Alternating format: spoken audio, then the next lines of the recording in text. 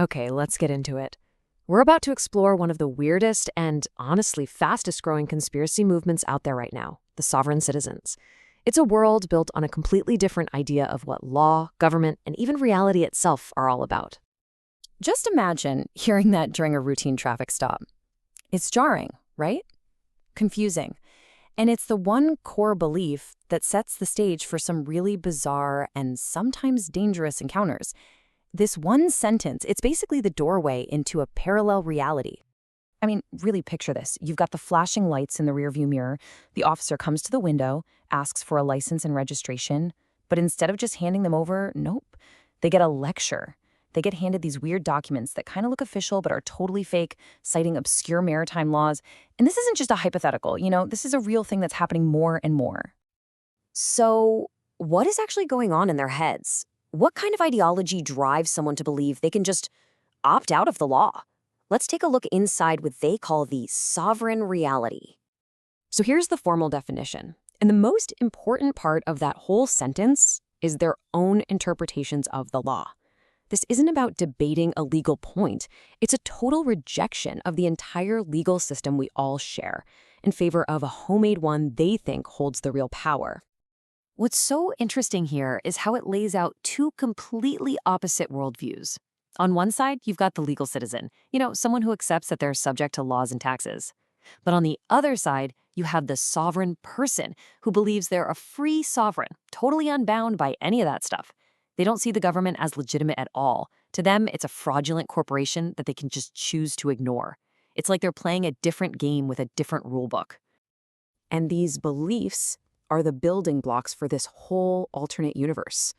They actually believe their birth certificate was a secret contract that turned them into corporate property. And they think that by using these very specific, almost magical-sounding phrases and citing old, obscure laws, they can break that contract and make things like taxes and mortgages just disappear. And this quote, wow, it just nails their whole approach. It's not about law, it's more like alchemy. They look at the huge, boring world of government bureaucracy not as a system to navigate, but as this weird battlefield where legal codes become incantations and their own homemade documents are like magical shields to ward off the state. But where on earth did these ideas even come from? I mean, this stuff didn't just appear out of nowhere. Let's dig into how this movement grew out of a pretty specific history of anti-government feeling.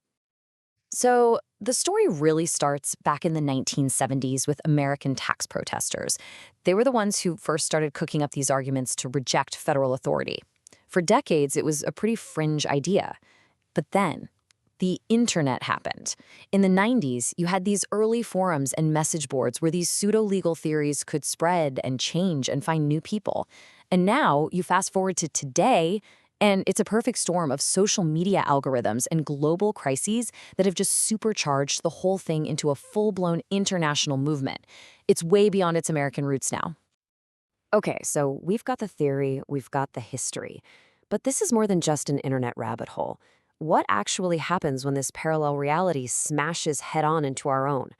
Well, the consequences can be pretty severe.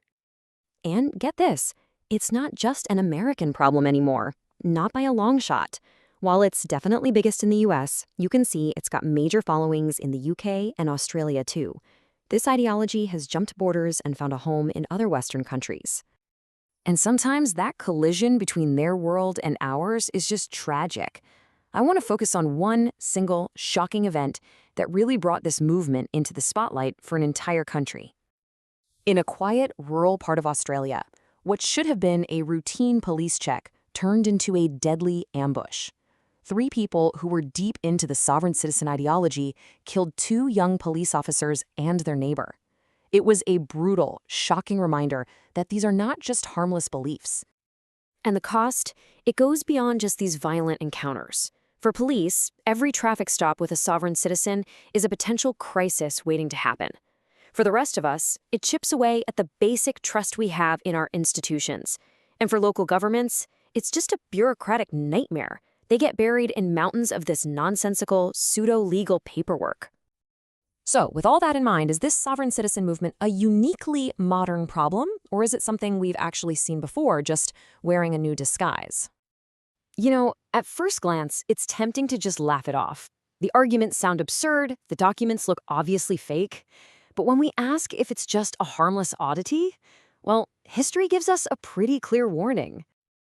And when you look back at history, you can see this pattern emerge again and again. When people feel powerless or cut off from the system, they often create their own alternative laws, their own realities.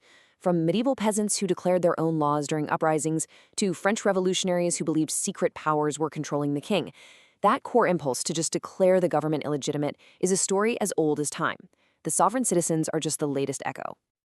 At the end of the day, what we're really seeing is a timeless human feeling, this deep distrust of authority. The difference is that old impulse is now being fueled by very modern crises and put on steroids by social media, which lets these ideas spread faster and wider than ever before. In the end, the sovereign citizens kind of remind us of a powerful lesson. When people feel alienated, they will invent their own laws, their own truths, and sometimes even their own little kingdoms. And in that self-made kingdom, every man is sovereign, until reality catches up.